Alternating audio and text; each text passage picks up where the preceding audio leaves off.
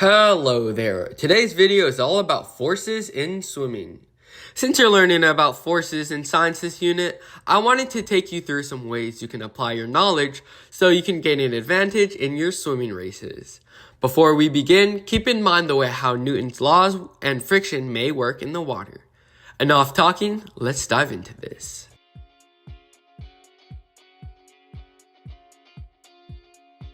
The freestyle kick, one of the simplest ways of moving in the water. But how does it work? Newton's third law states that for every action, there is an equal and opposite reaction. Here we use kicking a door as an example. Once your foot makes contact with the door, your foot will be pushed back with that same amount of force you used to kick it. Ouch. That same way is how we move using the freestyle kick. In freestyle, the swimmer kicks and pushes water backwards behind them. The water, with then an equal and opposite reaction, pushes the swimmer forward. But if you're kicking downwards, why aren't you moving up? How are you moving forward? The opposite of down is up, right? Well, let's bring our weather unit into this example. The water at the bottom of the pool has a much higher pressure compared to the water near the surface. So the water you kicked is pushed to the area with lower pressure, or the water behind you. Then with an equal and opposite reaction, the body of water pushes you forward.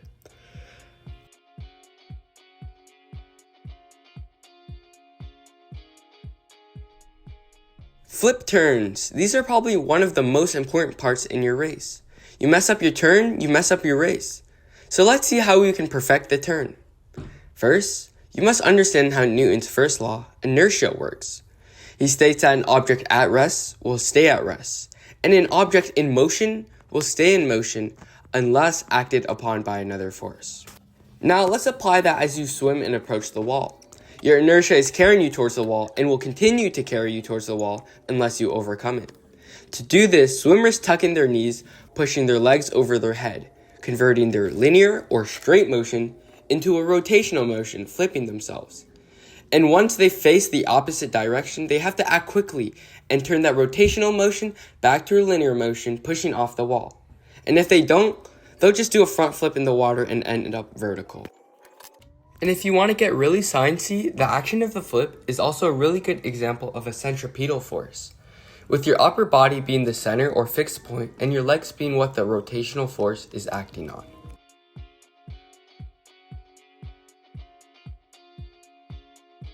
Drag, water resistance, friction. This is all at its highest when you push off the walls.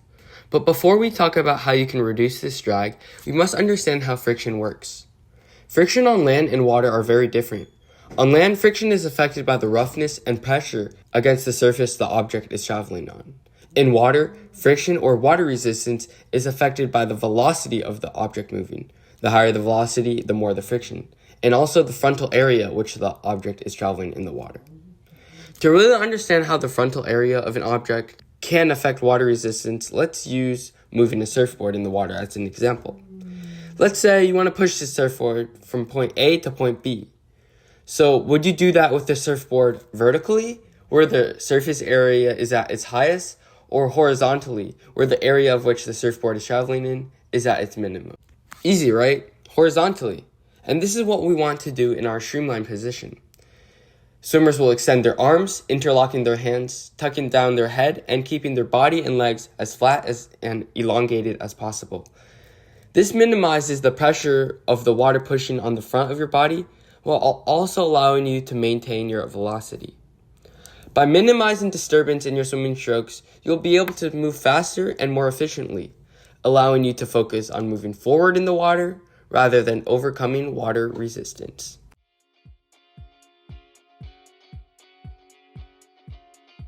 But even once you push off and streamline, you can't just stay still. You gotta start moving. This is where the dolphin kick comes into play. This is usually the fastest point in your race, faster than when you're actually moving on the surface, swimming. The dolphin kick works by creating forward momentum through a whip-like motion. An actual whip creates its loud sound through two movements, the upbeat and the downbeat. The quick movement of the whip snapping down is what creates that loud cracking sound.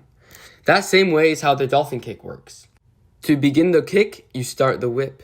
The swimmer pushes their upper body down, creating a wave-like motion, and in return, their lower body and legs rise, which causes water to rise up along with them. Then, the downbeat. This part is essential. In the whip, the main purpose is the snap.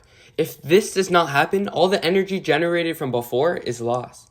So, the swimmer snaps their leg downward, pushing the volume of water they just carried up, back down, and backward.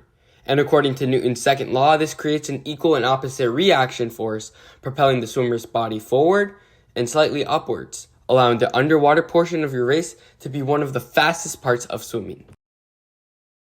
But hold on, why would you push your legs up if it also makes water rise up, making that body of water completely opposing your kick? This is where Newton's third law comes back to place.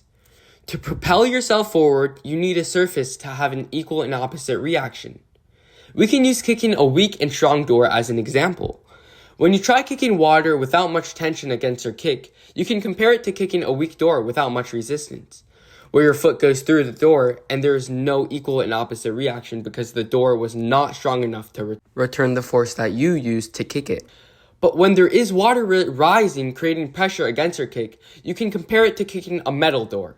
The door is strong enough to have a reaction and return that kick, pushing your leg back, and in that context of the dolphin kick, propelling yourself forward.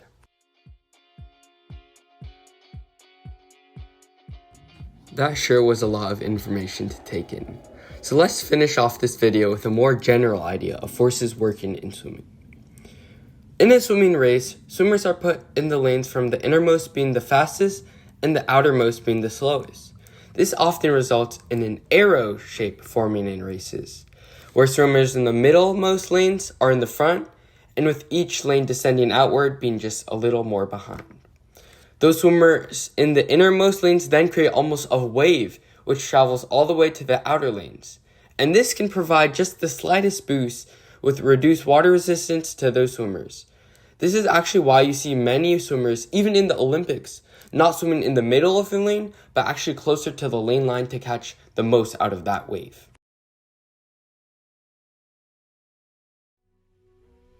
And an overview of this video, we learned about how we can apply Newton's third law to push ourselves forward in the freestyle kick, the way we can overcome inertia in our flip turns, the way we can reduce drag and streamline, how we can utilize unbalanced forces similar to a whip in the dolphin kick, and wave dynamics of swimming races. You also learned how you can apply any knowledge of Newton's laws, drag, friction, and centripetal forces in and out of the water. Thanks again for watching. Happy swimming.